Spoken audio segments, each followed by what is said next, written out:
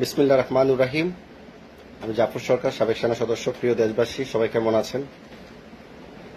দেশে অনেক গরম, আমরা সবাই কষ্টেই আছি। যাক, অনেক কল্পনা জল্পনা পেরিয়ে একটি সুন্দর গণতন্ত্র প্রতিষ্ঠার লক্ষ্যে বাংলাদেশ নির্বাচনের দিকে এগিয়ে যাচ্ছে। 2026 সালের 12ই ফেব্রুয়ারি জাতীয় সংসদ নির্বাচন ঘোষণা করা হয়েছে এবং প্রতিশ্রুতি দিয়েছেন ডক্টর মোহাম্মদ ইউনূস স্যার এবং বিএনপি ভারপ্রাপ্ত চেয়ারম্যান জনাব তারেক রহমানের একটা সুসংগঠিত সুন্দর একটি বৈঠকের মাধ্যমে তারা এই সিদ্ধান্ত এসেছেন। আমি একটি কথা বলতে চাই বাংলাদেশের জনগণকে, যারা এই 5ই আগস্টের পরে অনেকেই বিতর্কিত করেছেন বিএনপিকে নিয়ে, যেন বিএনপি যেন কোনো মানে সামনে যেন এগিয়ে না আসতে পারে। মানুষ অনেক খারাপ খারাপ কিছু পেয়াত্তাগুলো আছে না, তাদের কাজই ছিল বিভিন্ন বিএনপির বিপক্ষে কাজ করা, এক কথা কমেন্টের মাধ্যমে মানুষকে শিখিয়ে দেওয়া 5 বছর ডক্টর মোহাম্মদ ইউনূস স্যার ক্ষমতা থাকলে দেশে ভালো হবে। আর আওয়ামী লীগ আর বিএনপি একই সাপে, দুই সাপের একই বিষ, কত ধরনের কথাবার্তা। এগুলো বলা হয়েছিল যাতে নির্বাচনটা পিছনে যায়, কিছু অসাধু কিছু দল যেন তারা কিছু ক্ষমতা অপব্যবহার করে যেন তারা সামনে টিকে থাকতে পারে, কারণ নির্বাচন সরকার আসলে তারা এগুলো করতে পারবে না। ডক্টর মোহাম্মদ ইউনূস স্যারকে দিয়ে তাদের ছত্রছায়ায় অনেক কিছু দল, নাম বলতে চাই না আর কত বলবো, এগুলা তারা অনেক ক্ষমতা অপব্যবহার করেছে। যার 10টা ভোটার নাই সে কিন্তু পুরো বাংলাদেশটাকে, প্রশাসন যত মন্ত্রণালয় আছে সবাইকে নাড়া দিছে, এত বড় ক্ষমতা অপব্যবহার করছে, কারণ দলীয় সরকার আসলে এগুলো করতে পারবে না। আমি একটি কথা বলতে চাই, তারেক রহমান সাহেব একটা ভদ্র, নম্র ভদ্র। আজ পর্যন্ত আপনারা চ্যালেঞ্জ করে বলুন তো, আজ পর্যন্ত তারেক রহমানের সাহেবের কোনো বক্তব্য অশালীল, কোনো বেয়াদবি বা কোনো উচ্চস্বরে কোনো কথা বলেছেন? শেখ হাসিনার বক্তব্য তো আপনারা শুনেছেন, আওয়ামী লীগের নেতা কর্মী এমপিদের বক্তব্য আপনারা শুনেছিলেন। কতটুকু কৃপতা, কতটুকু হিংসামনত্ব, কতটুকু খুনি টাইপ কথাবার্তা ওনারা প্রধানমন্ত্রী শেখ হাসিনা সহ সবসময় আলোচনা করতেন। জনগণকে ওনারা কেয়ারই করতেন একমাত্র ভারতকে ছাড়া। ভারত হলো তাদের নাটের গুরু, ভারত হলো তাদের, মরলে তারা ভারতের পায়ে মরবে, মরলে তারা জাহান্নামে যাক, বেহেশতে যাক, সব ভারত তাদেরকে নিবে। আল্লাহর সাথে কন্ট্রাক্ট করবে, ভগবানের সাথে কন্ট্রাক্ট করবে, এটা ভারতের সরকার করবে। আওয়ামী লীগের লোক যদি মারা যায়, তাদের চরিত্র ছিল এটা এরকমই। তারা কোন সময় দেশের মানুষকে সম্মান করতেন না।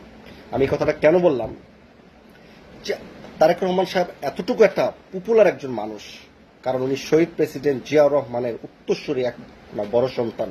কারণ শহীদ প্রেসিডেন্ট জিয়াউর রহমান আন্তর্জাতিক খ্যাতিসম্পন্ন একজন নেতা ছিলেন, সারা বিশ্বের একটা মানসম্পন্ন ব্যক্তি ছিলেন, ওনাকে সবাই সম্মান করতেন। সারা এশিয়া মহাদেশের সারভুক্ত এবং প্রতিষ্ঠাতা মহাসচিব ছিলেন শহীদ প্রেসিডেন্ট জিয়াউর রহমান। উনার অবদান বাংলাদেশের মানুষ কখনোই ভুলবে না। উনি অত্যন্ত সৎ, নির্ভীক একজন নেতা ছিলেন শহীদ প্রেসিডেন্ট জিয়াউর রহমান। তারই উত্তরসূরি বিএনপির ভারপ্রাপ্ত চেয়ারম্যান জনাব তারেক রহমান সাহেব। তার কথা তো আজ পর্যন্ত কোনো মানুষ অশালীল কোনো বক্তব্য খুঁজে পায় নাই। এর পূর্বে ওনার মাতা বিএনপির চেয়ারপারসন, 3বারের প্রধানমন্ত্রী বেগম খালেদা জিয়া ম্যাডামও কোনোদিন অশালীলভাবে কোনো কথাবার্তা বলে নাই। অনেক কিছু কষ্ট সহ্য করেছে এই গণতন্ত্রের জন্য, জনগণের স্বার্থের জন্য। উনি জেলের পর জেল কেটেছে, তবু বিদেশে যায় নাই। শেখ হাসিনা যে অফার দিয়েছিল বিদেশে চলে যাও, নিজের জীবন বাঁচাও, রাজনীতি ছেড়ে দাও, উনি জনগণের জন্যই কাজ করেছে, গণতন্ত্র ফিরিয়ে আনার জন্য কাজ করেছে। জেলের পর জেল এই বৃদ্ধ মহিলা কাজ করে গেছে, এই জিয়া পরিবার। একটা জিনিস খুবই ভালো লাগলো, ঠিক ওনার বাবার মতোই, শহীদ প্রেসিডেন্ট জিয়াউর রহমান সাহেবের মতোই আমাদের বিএনপি ভারপ্রাপ্ত চেয়ারম্যান জনাব তারেক রহমান সাহেবের চরিত্র এবং ক্যাটাগরিটা একই ক্যাটাগরি। উনি আমাদের শহীদ প্রেসিডেন্ট জিয়াউর রহমান যখন ক্ষমতায় ছিলেন, সৌদির বাদশাহ যখন ওনাকে আমন্ত্রণ জানান, তখন বাংলাদেশের থেকে একটি নিম গাছ নিয়ে গেছেন। আর সেই নিম গাছটা কত পবিত্র এবং কত একটা গুরুত্ব হয়ে দাঁড়িয়েছে সৌদি আরবে। কোটি কোটি মানুষ সেই নিম গাছ এখনো জীবিত আছে, এটাকে বলে জিয়া গাছ নামে পরিচিত সৌদি আরবে। এই একটা উপহার সৌদির বাদশাকে মনোমুগ্ধ করেছে। কারণ মরুভূমির মধ্যে নিম গাছ, বাংলাদেশের প্রতিষ্ঠিত একটি গাছ ওইখানে হবে, এটা কত বড় একটা সুনামের একটা রাষ্ট্রের জন্য। শহীদ প্রেসিডেন্ট জিয়াউর রহমান এমনই ব্যক্তি ছিলেন, সবসময় রাষ্ট্রের সুনাম, দেশের মানুষের উন্নয়ন, সবসময় এই চিন্তাগুলো করতেন। ঠিক তার এই ধারাবাহিকতায় আমাদের তারেক রহমান সাহেব তত্ত্বাবধায়ক সরকারের প্রধান ডক্টর মোহাম্মদ ইউনূস স্যারকে উনি 2টি বই এবং একটি খুব উন্নত মানের একটি কলম দিয়েছেন। কারণ ডক্টর মোহাম্মদ ইউনূস স্যার একজন জ্ঞানী মানুষ, আর জ্ঞানের প্রতিচ্ছবি হচ্ছে কলম এবং বই। দেখেন কোথায় উনি ব্রেনটা খাটিয়েছেন, কাকে কোথায় সম্মান করতে হয়। তো ডক্টর মোহাম্মদ ইউনূস স্যারও অনেক খুশি এই মিটিংয়ে, কারণ ব্রিটেনের প্রধানমন্ত্রী, ব্রিটেনের যে কিং চার্লস হারমোনি অ্যাওয়ার্ডে ডক্টর মোহাম্মদ ইউনূস স্যারকে লন্ডনে আমন্ত্রণ জানিয়েছেন। সেই আমন্ত্রণে ডক্টর মোহাম্মদ ইউনূস স্যারও বিএনপি ভারপ্রাপ্ত চেয়ারম্যান জনাব তারেক রহমান সাহেবকেও আমন্ত্রণ জানিয়েছেন একটি বৈঠকে বাংলাদেশের গণতন্ত্র প্রতিষ্ঠা বা ইলেকশন নিয়ে, যাতে ওনার সাথে একটু আলোচনা করেন। এটা কত বড় একটা সম্মানের বিএনপির জন্য। উনিও সম্মানিত হয়েছেন, বিএনপিও সম্মানিত হয়েছে। আমরা ধন্যবাদ জানাই ডক্টর মোহাম্মদ ইউনূস স্যারকে, নিজ উদ্যোগে এরকম একটা সিদ্ধান্ত উনি নিয়েছেন। অথচ শেখ হাসিনার ভাগ্নি শেখ রিহানার কন্যা, যারা ব্রিটেন মানে লন্ডন পার্লামেন্টের আপনার মন্ত্রী ছিলেন, তারও আমন্ত্রণ উনি চেয়েছিলেন যে ডক্টর মোহাম্মদ ইউনূস স্যারের সাথে সাক্ষাৎ করতে, উনি নাকচ করে দিয়েছেন।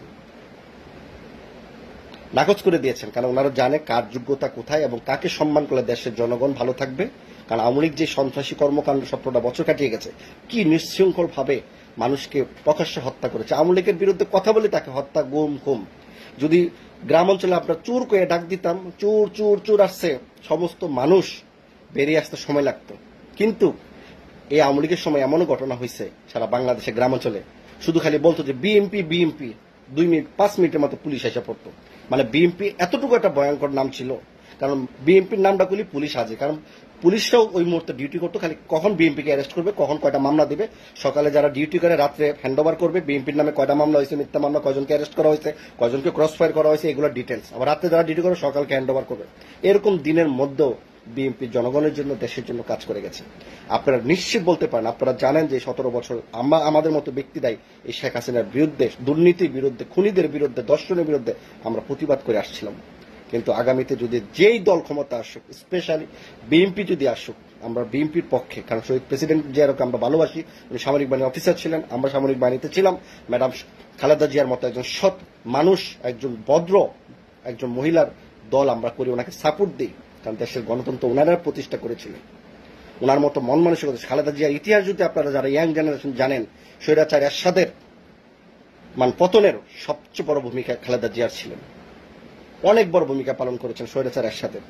আপনার 1988 সালে লাল দিঘির পার শেখ হাসিনার একটি আওয়ামী লীগের একটা বড় সমাবেশ ছিলেন।